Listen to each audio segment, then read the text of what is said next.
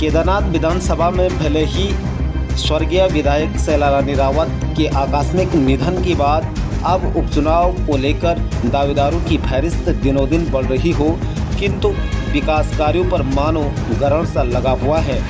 तला नागपुर का पॉलिटेक्निकल भवन इसका जीता जागता उदाहरण है। 2013 में पॉलिटेक्निकल की स्वीकृति के बाद 2014 से यह किराए के भवन पर संचालित हो रहा है, जिससे कक्षा कक्षों के अभाव में छात्रों को भारी कठिनाइयों का सामना करना पड़ रहा है। जबकि पॉलिटेक्निकल भवन के लिए 343 लाख की स्वीकृति के बाद कुछ निर्माण कार्य चोपता सोनीगवास मोटरमार्ग पर 2 हेक्टेयर भूमि में जरूर आरंभ हुआ था, किंतु वन भूमि हस्तांतरण न होने से वन विभाग ने इस पर रोक लगा दी थी।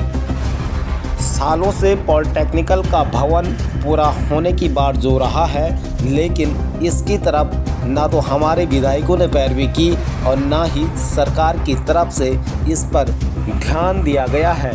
ऐसे में समझा जा सकता है कि व्यावसायिक शिक्षा के प्रति हमारे माननीय कितने संवेदनशील हैं और क्षेत्र के विकास को लेकर मात्र राजनीति करते नजर आ रहे हैं।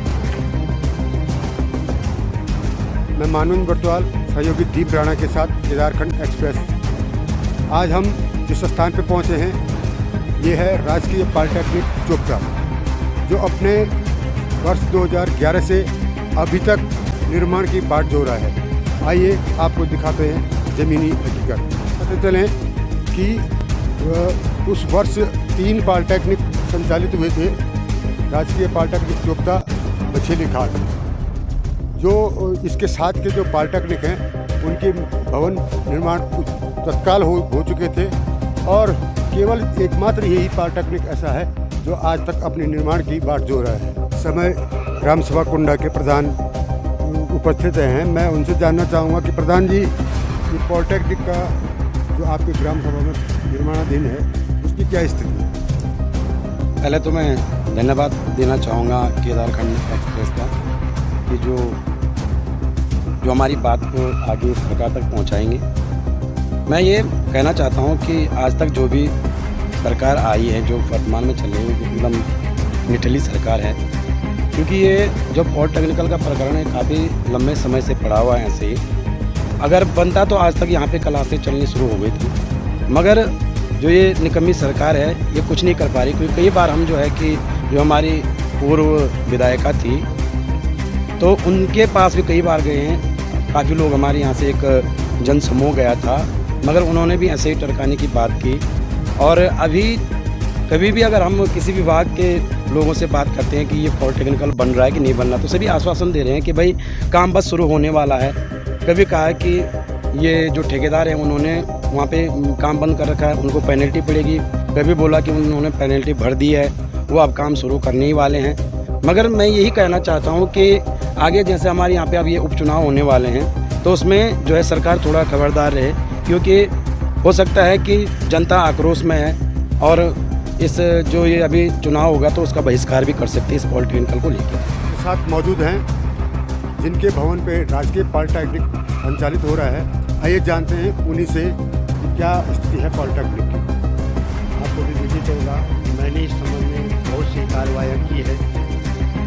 इस भवन पर जनता के अनुरोध पर 14 अगस्त 2014 से चल रहा है।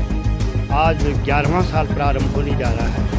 यहाँ पर 10 बैच राजकीय पॉलिटेक्निक के चल चुके हैं। इस क्षेत्र में बच्चों के लिए बहुत बड़ी समस्या थी।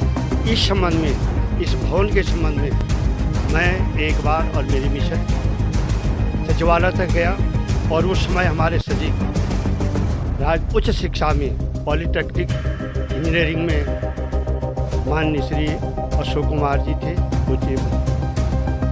उनसे भी मैंने आग्रह किया था, लेकिन तब भी भवन का कुछ नहीं हो पाया।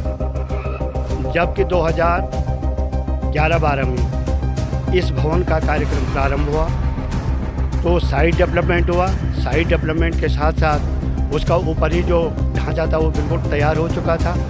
सरकार ने, क्षेत्रवासियों ने, जितने भी हमारे यहाँ के जनप्रतिनिधि हैं, चाहे क्षेत्र पंचायत हों, चाहे जिला पंचायत हों, चाहे विधायक केदारनाथ जी हों, चाहे बद्रीनाथ जी हों, और माननीय मुख्यमंत्री साहब से भी हमारे जब चोपता में मेला, औद्योगिक मेला लगता है, विगत वर्ष वो आए थे और उन्होंने भी घोषणा की थी। अगस्त मुनि औद्योगिक मेला में भी इसकी घोषणा की थी, लेकिन इसके अंतराल तक इस विद्यालय के भवन का कुछ भी नहीं हो पाया। और मैं भी इस क्षेत्र की जनता के सहयोग अपने हित के लिए ये चाहता हूँ कि इस पॉलिटेक्निक की बिल्डिंग जल्दी से जल्दी बने और मेरा भवन भी खाली हो, मुझे भी इससे छुटकारा मिले। पॉलिटेक्निक के प्राचार्य जी श्री अनुराग नथानी जी हैं। आइए जानते हैं उन्हीं से पॉलिटेक्निक के बारे में। सर, ये कब स्टार्ट हुआ है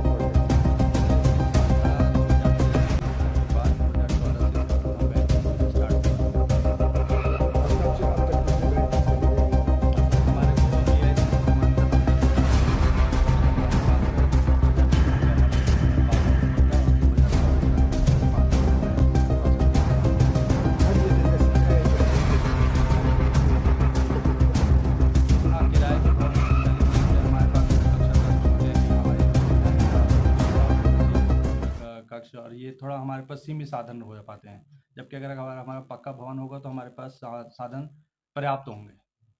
ये पूर्व में भवन के लिए कुछ राशि आवंटित हुई थी जिसमें स्ट्रक्चर कुछ खड़ा हुआ था। आप बता सकते हैं सर कितनी अमाउंट वो रही होगी? जो इसके निर्माण के लिए शासन द्वारा स्वीकृत था वो 343 लाख रुपए स्वीकृत था।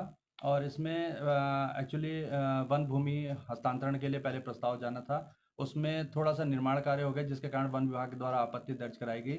और अभी भी ये हमारा जो प्रस्ताव है भारत सरकार पे, एक्चुअली हमारी जो भूमि है वो 2 हेक्टेयर भूमि है, 2 हेक्टेयर भूमि भारत सरकार द्वारा ही स्वीकृत की जाती है।